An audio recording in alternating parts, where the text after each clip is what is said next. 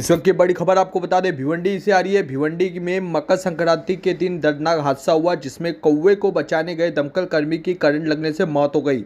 बता दें, भिवंडी शहर के भादवट टेमघर इलाके में मकर संक्रांति के दिन एक दिल दहला देने वाली घटना सामने आई है, जहां पतंग की मांझे में फंसे एक कौवे को बचाने के दौरान दमकल विभाग के एक जवान की करंट लगने से मौत हो गई। घटना के अनुसार पतंग की डोर में उलझे कौवे को बचाने के लिए दमकल विभाग की टीम मौके पर पहुंची थी। रेस्क्यू ऑपरेशन के दौरान फाइबर एक्सटेंशन पाइप की मदद से कौवे को छुड़ाने का प्रयास यहां पे दमकल कर्मियों द्वारा किया जा रहा था। इसी दौरान ऊपर से गुजर रही हाई टेंशन बिजली लाइन से पाइप का संपर्क हो गया।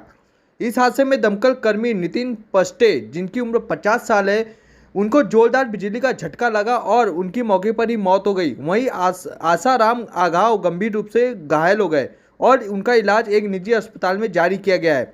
इस घटना के बाद दमकल विभाग के कर्मचारियों में भारी आक्रोश का माहौल देखने को मिल रहा है। कर्मचारियों ने सुरक्षा उपकरणों की कमी, पर्याप्त सेफ्टी गियर के अभाव और वरिष्ठ अधिकारियों की लापरवाही को इस हादसे का कारण बताया है।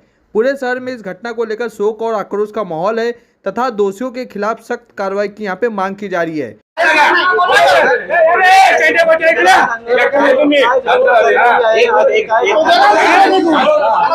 आम्हाला कॉल आला त्या टायमाला, तर आमच्या कंट्रोल मधून एक गाडी ठेवलेली आहे, तिच्यामध्ये 2च फायरमॅन असतात, एक ड्रायव्हर, अधिकारी वर्ग नसतो, डिसिजन मेकरच नसतो आणि टोटल क्रू आहे 30 ते 35 ते 40 जणांचा। याच्यामध्ये मॅन पॉवर वाढलेली नाही। तुमच्या मागे बघू शकता, इथे भरमसाठ गाड्यांचा ढीग लागलेला आहे।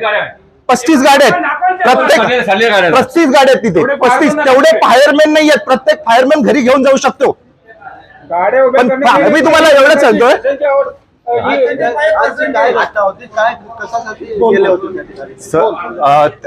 कॉल आला, ते कॉलवर गेलेत, त्यांनी जे इक्विपमेंट दिलेलं, मांजा कटर जो पक्षी काढायसाठी असतो, त्याच्या पायात गंबूट होते, मांजा कटर होता, त्याने आणि असं सांगतायत की लाईन बंद केलेली आणि त्यांनी पक्षी काढायला गेला तर हाय एक्सटेन्शनला वायर लागली, त्यामुळे त्याच्या अचानक सडनली शॉक येऊन पडला तो ना। त्याच्या पायात गंबूट होते, हातामध्ये ते जे स्टिक आहे ते बोलतात इलेक्ट्रिक प्रूफ आहेत।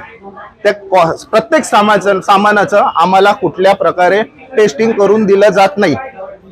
ते सामान खरेदी करतात, आम्हाला टेस्टिंग करून दाखवत नाही, ती क्वालिटी काय आहे ते सर्व, आणि तिच्यावरती आमच्यासारख्या लोकांचा जीव जातो।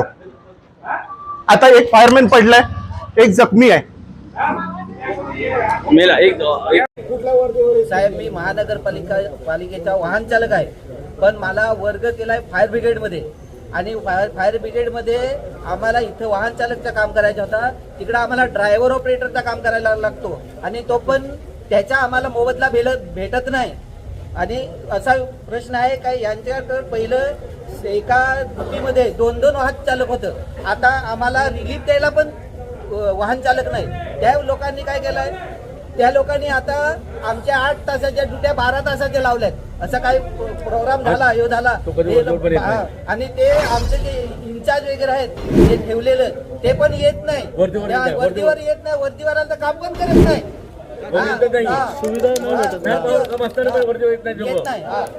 कपडे घेतात, ड्रेस घेतात, आणि मेन पॉवर कमी आहे तिकडे। माणसं जास्त ठेवलेली, जी कामाची माणसं आहेत ती तिकडे बसून ठेवली ऑफिसला। वाटत की शासन कुठेतरी कमी पडतं?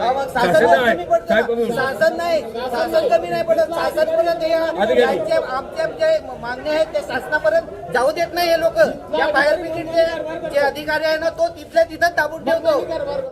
नक्की घटना घडलेली आहे आणि काय नाराजगी आहे? नाराज काय नाही साहेब, लोक सगळे 12 घंटे ड्युटी लावले। आमच्याकडे 16 गाड्या आहेत आणि 4 वाहन चालक आहेत। आम्ही आमच्या फायर स्टेशनला 4 वाहन चालक आणि 16 गाड्या आहेत। 16 गाड्या असताना एक वाहन चालक किती गाड्या चालवणार आहेत? 16 गाड्या काय एका मागे एक नेणार आहेत का? काय किती अन्याय, किती का? राजेश पवारच्या मनमानी चालली आहे, सगळ्या पैसे खाऊन। राजेश पवार आमचे अग्निशमन अधिकारी, त्यांचा फोन, आणि त्यांच्या जोडीला हे 4-5 ठेवलेत ना त्यांनी पण खूप मनमानी केली, तर हा माझा भाऊ मेला नसता आज। हा, त्याच्यामध्ये कोणाची चूक वाटते? आमचा भाऊ मेला नसता। कोणाची चूक वाटते? याच्यात 100% राजेश पवार त्याचे जे चेंडे गोटे ठेवलेत त्यांची चुकी आहे साहेब। एक ड्रायव्हर 16 गाड्या तिथं कसं चालवणार आम्ही? हा, मनमानी कारभार चालला हा सगळा, कोणी बोलत नाही।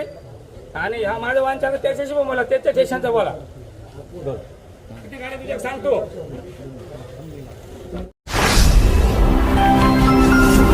Speed news Bharat.